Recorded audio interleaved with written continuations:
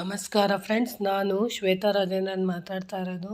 ಲಕ್ಷ್ಮಿತಾ ರಾಯರ ಮಗಳು ಕನ್ನಡ ಯೂಟ್ಯೂಬ್ ಚಾನಲ್ಗೆ ತಮ್ಮೆಲ್ಲರಿಗೂ ಆತ್ಮೀಯವಾದ ಸ್ವಾಗತ.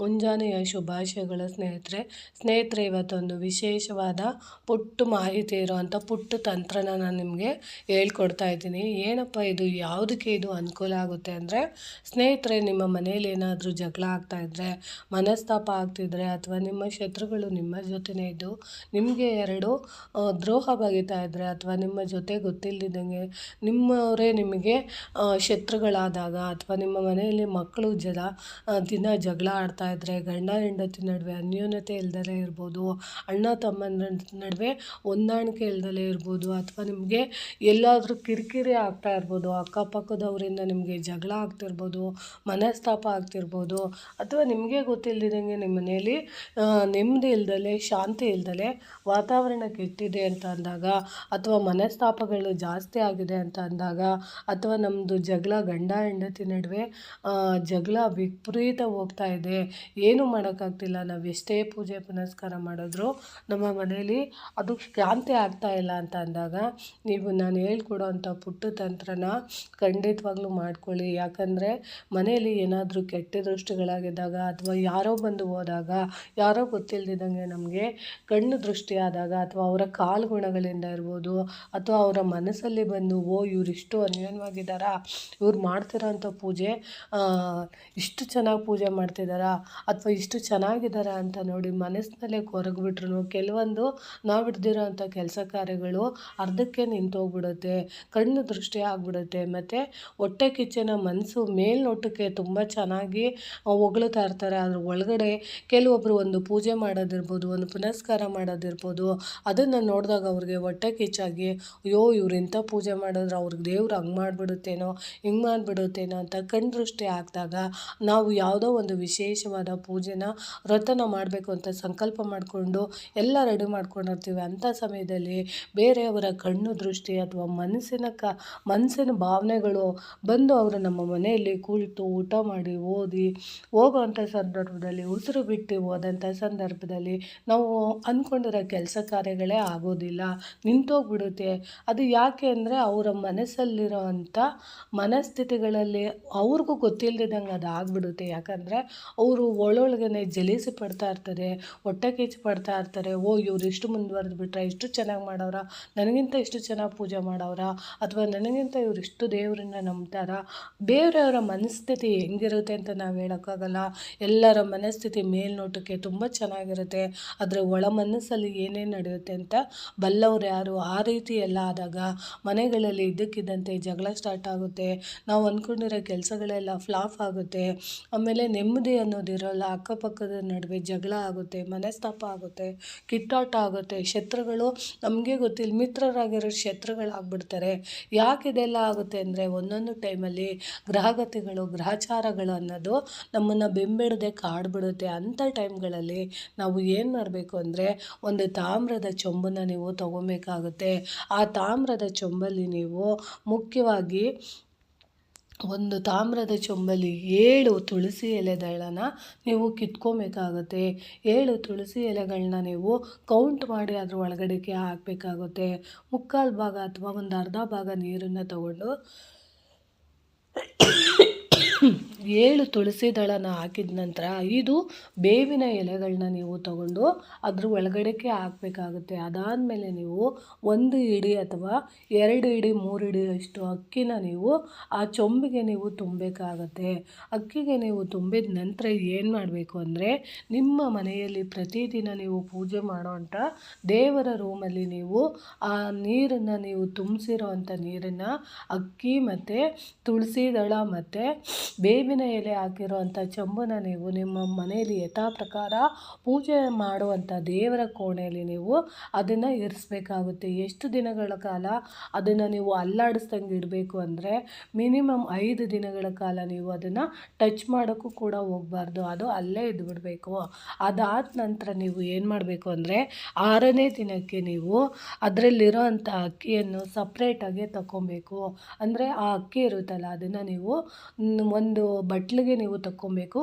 ನೀರು ಮತ್ತು ಬೇವಿನ ಎಲೆ ಮತ್ತು ತುಳಸಿ ಎಲೆಗಳನ್ನ ನೀವು ಮಿಕ್ಸ್ ಮಾಡಿ, ಅಂದರೆ ನೀವಿವಾಗ ನೀರನ್ನು ಒಂದು ಕಡೆಗೆ ಎಲ್ಲನೂ ವರ್ಗಾಯಿಸ್ಕೊಂಡು ಒಂದು ಬೌಲ್ಗೆ ಇಟ್ಕೊಂಡಿರ್ತಾರಲ್ಲ, ಆ ನೀರಲ್ಲಿ ನೀವು ಏನು ಮಾಡಬೇಕು ಅಂದರೆ ಮನೆ ಇರುತ್ತಲ್ಲ, ನೀವು ಮನೇನ ಅವತ್ತಿನ ದಿನ 6ನೇ ದಿನ ಚೆನ್ನಾಗಿ ಮನೇನ ಒರೆಸ್ಬೇಕಾಗುತ್ತೆ. ಆ ನೀರು ಹಾಕ್ಕೊಂಡು ನೀವು ಯಥಾ ಪ್ರಕಾರ ಮನೆಯೆಲ್ಲ ಒರೆಸ್ತಾ ಇರ್ತೀರಲ್ಲ, ಆ ಮನೆ ಒರೆಸೋವಂಥ ನೀರಿಗೆ ನೀವು ಈ ನೀರನ್ನು ನೀವು ಬೆರೆಸ್ಕೊಂಡು ಮನೇನ ಒರೆಸೋದ್ರಿಂದ ನಿಮ್ಮ ಮನೆಯಲ್ಲಿ ಯಾರಾದರೂ ಬಂದು ಉಸಿರು ಬಿಟ್ಟೋಗಿದ್ರೆ, ಅಂದರೆ ನೋಡಿ ನಾನು ಹೇಳಿದ್ನಲ್ಲ, ಕಣ್ಣು ದೃಷ್ಟಿ ಹಾಕಿದರೆ ಅಥವಾ ಒಳ್ಳೊಳಗೇನೆ ಜಲಿಸಿ ಪಟ್ಟಿದ್ರೆ ಅಥವಾ ಅವ್ರಿಗೆ ಗೊತ್ತಿಲ್ಲದಂಗೆ ಮನೇಲಿ ಏನಾದರೂ ನೆಗೆಟಿವ್ ಥಾಟ್ಸ್ ಆಗಿದ್ದರೆ, ನೋಡಿ ಈಗ ನಮ್ಮವರೇ ನಮಗಾಗಲ್ಲ, ಅಪ್ಪ ಅಮ್ಮನೇ ಆಗಲ್ಲ, ಅಕ್ಕ ತಂಗಿದಿರೇ ಆಗಲ್ಲ, ಮೇಲ್ನೋಟಕ್ಕೆ ತುಂಬ ಚೆನ್ನಾಗಿ ಮಾತಾಡ್ತಿರ್ತಾರೆ, ಯಾರಾದರೂ ಏನಾದರೂ ಒಂದು ಮಾಡ್ತಿದ್ದಾರೆ ಅಂದರೆ ಖಂಡಿತವಾಗ್ಲೂ ಸಹಿಸ್ಕೊಳ್ಳೋಕ್ಕಾಗೋದಿಲ್ಲ.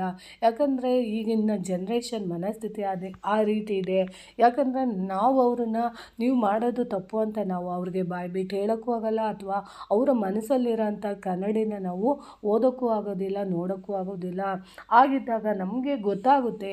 ಯಾಕಂದರೆ ಇವಾಗ ನಾವು ಯಾವುದೋ ಒಂದು ಕೆಲಸನ ಪ್ರೀತಿಯಿಂದ ಮಾಡಬೇಕು ಅಂತ ಎಲ್ಲ ಶುರು ಮಾಡಿರ್ತೀವಿ. ಶುರು ಮಾಡೋವಂಥ ಸಂದರ್ಭದಲ್ಲಿ ಎಲ್ಲ ಚೆನ್ನಾಗಿ ಆರಂಭ ಆಗಿ ಇನ್ನೇನು ಮಾಡಬೇಕು ಅಂದಾಗ ನಾವು ನಿರೀಕ್ಷೆ ಮಾಡದಿರೋ ಅಂಥದ್ದು ಕೆಟ್ಟ ವಾತಾವರಣ ಸೃಷ್ಟಿಯಾಗ್ಬೋದು, ನಿಂತೋಗ್ಬಿಡ್ಬೋದು, ಅಥವಾ ನಾವು ಇನ್ಯಾವಾಗಲೂ ಏನೋ ಮಾಡಬೇಕು ಅನ್ನೋ ಕಾರ್ಯಗಳು ನಮಗೆ ಗೊತ್ತಿಲ್ಲದಂಗೆ ಅಟ್ಟರ್ ಫ್ಲಾಪ್ ಆಗಿಬಿಡ್ಬೋದು, ಅಥವಾ ನಮಗೆ ಗೊತ್ತಿಲ್ಲದಂಗೆ ಜಗಳ ಆಗ್ಬೋದು, ಮನಸ್ತಾಪ ಆಗ್ಬೋದು, ಅಥವಾ ನಮಗೆ ಗೊತ್ತಿಲ್ಲದಂಗೆ ಆರೋಗ್ಯ ಸಮಸ್ಯೆ ಬರ್ಬೋದು, ಅಥವಾ ನಮಗೆ ಗೊತ್ತಿಲ್ಲದಂಗೆ ಬೇರೆಯವರ ಕೈಗುಣದಿಂದ, ಕಾಲ್ಗುಣದಿಂದ, ಮನಸ್ಸಿನ ಗುಣಗಳಿಂದ ಆಗುವಂಥ ಕೆಲಸಗಳು ಯಾವುದೂ ಆಗದಲ್ಲೇ ಹೋಗ್ಬಿಡ್ಬೋದು.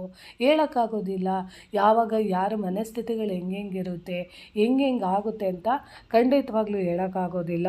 ಅದಕ್ಕೋಸ್ಕರ ನಾನು ನಿಮಗೆ ತಿಳಿಸಿ ಕೊಡ್ತಾ ಇದ್ದೀನಿ. ನೀವು ಆ ದಿನ 6ನೇ ದಿನಕ್ಕೆ ನೀವು ಆ ಅಕ್ಕಿ ಇರುತ್ತಲ್ಲ ಅದನ್ನು ನೀವು ತಗೊಂಡು ಏನು ಮಾಡಬೇಕು ಅಂತ ಅಂದರೆ ಅದರಿಂದ ನೀವು ಅನ್ನನ ಮಾಡಬೇಕಾಗುತ್ತೆ. ನೀವು ಆ ಅನ್ನನ ಮಾಡಿದ ನಂತರ ಮನೆ ಬಾಗಿಲಿಗೆ ದೃಷ್ಟಿ ತೆಗೆದು 4 ದಾರಿಯಲ್ಲಿ ಇಟ್ಟು ಬಂದುಬಿಡ್ಬೇಕಾಗುತ್ತೆ. ನೀವು ಇವಾಗ ಅಕ್ಕಿ ತೊಗೊಂಡಿರ್ತೀರಲ್ಲ, ಅವತ್ತಿನ ದಿನ ನೀವು ಸಂಜೆ ಸಮಯದಲ್ಲಿ ನೀವು ಅನ್ನನ ಮಾಡ್ಕೊಬೇಕಾಗುತ್ತೆ. ಎಷ್ಟು ಒಂದು 3 ಇಡಿ 4 ಇಡಿ ಅಕ್ಕಿ ಹಾಕಿರ್ತಾರಲ್ಲ, ಒಂದು ಬೌಲಲ್ಲಿ ಅಥವಾ ಒಂದು ಚಿಕ್ಕ ಪಾತ್ರೆಯಲ್ಲಿ ನೀವು ಆ ಅನ್ನನ ಮಾಡಿ, ಆ ಅನ್ನನ ನೀವು ಇಡೀ ಮನೆಗೆ ದೃಷ್ಟಿ ತೆಗಿಬೇಕಾಗುತ್ತೆ. ದೇವರ ಮನೆ, ಬಚ್ಚಲ ಮನೆ, ಅಥವಾ ನೀವು ಮಲಗುವಂಥ ಕೋಣೆ, ಅಡುಗೆ ರೂಮು, ಹಾಲು, ಪ್ರತಿಯೊಂದು ರೂಮಿಗೂ ನೀವು ದೃಷ್ಟಿ ತೆಗೆದು ಆ ಅನ್ನನ ನೀವು ತಗೊಂಡೋಗಿ 4 ದಿಕ್ಕುಗಳಿಗೆ, ಅಂದರೆ 4 ದಾರಿ ಸೇರೋವಂಥ ರೋಡಲ್ಲಿ ನೀವು ಅದನ್ನು ಇಟ್ಬಿಟ್ಟು ತಿರುಗಿ ನೋಡ್ದಲೇ ಬರೋದ್ರಿಂದ ಖಂಡಿತವಾಗ್ಲೂ ಮನೆಯಲ್ಲಿ ಯಾವುದೇ ರೀತಿ ಜಗಳ ಆಗಿರ್ಬೋದು, ಮನಸ್ತಾಪ ಆಗಿರ್ಬೋದು, ಕಿತ್ತಾಟ ಇರ್ಬೋದು, ಕೆಲಸ ಕಾರ್ಯಗಳು ನಿಂತೋಗಿರೋ ಅಂಥದ್ದು ಇರ್ಬೋದು, ಯಾರಾದರೂ ನಮ್ಮ ಮನೆಗೆ ಬಂದು ಹೊಟ್ಟೆ ಕಿಚ್ಚುಪಟ್ಟು ನಮ್ಮ ಮನೇಲಿ ಈ ರೀತಿ ಎಲ್ಲ ಚೆನ್ನಾಗಿ ನಡೀತಾ ಇದೆ ಅಂತ ನೋಡಿ ಒಳ್ಳೊಳಗೆ ಹೊಟ್ಟೆ ಉರ್ಕೊಂಡಿರೋ ಅಂಥವ್ರು ಇರ್ಬೋದು, ಅಥವಾ ನಮಗೆ ಗೊತ್ತಿಲ್ಲದಂಗೆ ಮಾಟ ಮಂತ್ರ ಮಾಡಿಸಿರೋರು ಇರ್ಬೋದು, ಅಥವಾ ನಮ್ಮ ಶತ್ರುಗಳು ನಮ್ಮ ಜೊತೆನೇ ಇದ್ದು ಕೆಡುಕನ್ನ ಬಯಸ್ತಾ ಅಂಥವ್ರು ಇರ್ಬೋದು. ಯಾರ ಮನಸ್ಥಿತಿ ಹೆಂಗಿರುತ್ತೆ ಅಂತ ಗೊತ್ತಿಲ್ಲ. ಅದೆಲ್ಲ ನಿವಾರಣೆ ಆಗೋದಕ್ಕೆ ಈ ತಾಮ್ರದ ನೀರಲ್ಲಿರೋವಂಥ ತುಳಸಿ ದಳ ಮತ್ತು ಬೇವಿನ ಎಲೆ ಮತ್ತು ಈ ಅಕ್ಕಿ ಖಂಡಿತವಾಗ್ಲೂ ಸಹಾಯ ಮಾಡಿಕೊಡುತ್ತೆ. ಇದೊಂದು ಪುಟ್ಟ ತಂತ್ರ ನಿಮಗೆ ಸಿಲ್ಲಿ ಅನಿಸ್ಬೋದು, ಬಟ್ ಮಾಡಿ ನೋಡಿ, ನಿಮಗೆ ಗೊತ್ತಾಗುತ್ತೆ.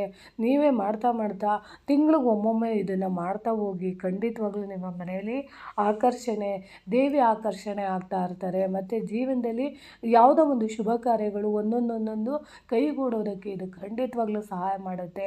ಇದನ್ನು ನೀವು ಖಂಡಿತವಾಗ್ಲೂ ಮಾಡ್ಕೊಳ್ಳಿ. ಇಲ್ಲೇನು ನೀವು ಜಾಸ್ತಿ ದುಡ್ಡು ಖರ್ಚು ಮಾಡಬೇಕಾಗಿಲ್ಲ, ಶ್ರಮನೂ ಹಾಕಬೇಕಾಗಿಲ್ಲ.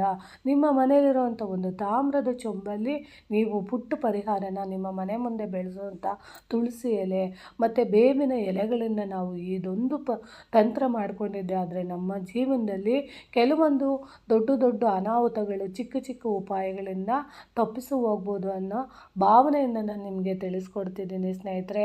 ಖಂಡಿತವಾಗ್ಲೂ ಮಾಡ್ಕೊಳ್ಳಿ. ಅದರಲ್ಲೂ ನಾಳೆ ಆಷಾಢ ಮಾಸದಲ್ಲಿ ಚಾತುರ್ಮಾಸದಲ್ಲಿ ಬರುವಂಥ ಮಂಗಳವಾರ ಶುಕ್ರವಾರ ಟೈಮ್ಗಳಲ್ಲಿ ನಾವು ಮಾಡಿಕೊಂಡಾಗ ಲಕ್ಷ್ಮಿ ಅನುಗ್ರಹ ಖಂಡಿತವಾಗ್ಲೂ ಆಗುತ್ತೆ. ಅದಕ್ಕೋಸ್ಕರ ನೀವು ನಾಳೆ ಪ್ರಯೋಗ ಮಾಡಿ, ಒಂದು 6 ದಿನ ಇಡಿ, ಆವಾಗ ನಿಮಗೆ ಅನುಕೂಲ ಆಗುತ್ತೆ. ಯಾಕಂದರೆ ಶುಕ್ರವಾರ ಟೈಮ್ ಬರುತ್ತೆ, ಆ ಟೈಮ್ಗಳಲ್ಲಿ ನೀವು 6 ದಿನ ಆದಮೇಲೆ ನೋಡಿ, ಈಗ ಮಂಗಳವಾರ ಮಾಡಿಕೊಂಡ್ರೆ ಅಂದರೆ ಮಂಗಳವಾರ, ಬುಧವಾರ, ಗುರುವಾರ, ಶುಕ್ರವಾರ ಮತ್ತು ಶನಿವಾರ ಮಾಡಿಕೊಂಡಾಗ ನೀವು ಭಾನುವಾರ ಅದನ್ನು ತೆಗೆದು ನೀವು ಸೋಮವಾರ ಟೈಮ್ಗಳಲ್ಲೂ ಮಾಡ್ಕೊಬೋದು. ಒಟ್ಟಿನಲ್ಲಿ ಅದು 5 ದಿನ ಇರಬೇಕಾಗುತ್ತೆ. ನೋಡಿ, ಇವಾಗ ಮಂಗಳವಾರ ಮಾಡಿಕೊಂಡ್ರೆ ಮಂಗಳವಾರ, ಬುಧವಾರ, ಗುರುವಾರ, ಶುಕ್ರವಾರ ಅಥವಾ ಶನಿವಾರ. ನೋಡಿ, ಶನಿವಾರ ಆದಮೇಲೆ ನೀವು ಅದನ್ನು ತೆಗೆದು ಭಾನುವಾರ ದಿನ ಹೆಂಗಿದ್ರು ಮನೆಯಲ್ಲೆಲ್ಲ ಫ್ರೀ ಇರ್ತೀರ. ಅಂಥ ಟೈಮ್ಗಳಲ್ಲಿ ಮನೇನ ನೀವು ಶುದ್ಧೀಕರಣ ಮಾಡಿಕೊಂಡಾಗ, ವಾರಕ್ಕೊಂದ್ಸರಿ ನೀವು ಈ ರೀತಿ ಶುದ್ಧೀಕರಣ ಮಾಡಿಕೊಂಡಾಗ ಸೋಮವಾರದಿಂದ ನಿಮಗೆ ಯಥಾ ಪ್ರಕಾರ ಪೂಜೆ ಪುನಸ್ಕಾರಗಳನ್ನ ಮಾಡ್ಕೊಳ್ಳೋಕ್ಕೆ ಮನೇನ ಒಂದು ರೀತಿ ನೀವು ಶುದ್ಧಿ ಮಾಡ್ಕೊಬೋದು. ಈ ಶುದ್ಧೀಕರಣ ಮಾಡೋದಕ್ಕೆ ಈ ಪುಟ್ಟ ತಂತ್ರನ ನೀವು ಪ್ರಯೋಗ ಮಾಡಿಕೊಂಡಾಗ ಖಂಡಿತವಾಗ್ಲೂ ನಮಗೆ ಅನುಕೂಲ ಆಗುತ್ತೆ ಅಂತ ತಿಳಿಸ್ತೀನಿ ಸ್ನೇಹಿತರೆ.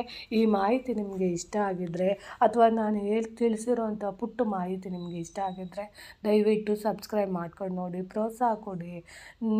ಹೊಸ್ದಾಗಿ ಯಾರಾದರೂ ನೋಡ್ತಿದ್ರೆ ದಯವಿಟ್ಟು ನನ್ನ ಚಾನಲ್ನ ಸಬ್ಸ್ಕ್ರೈಬ್ ಮಾಡ್ಕೊಂಡು ನೋಡಿ ಅಂತ ತಿಳಿಸ್ತೀನಿ. ಪ್ರೀತಿಯ ಧನ್ಯವಾದಗಳು ಸ್ನೇಹಿತರೆ.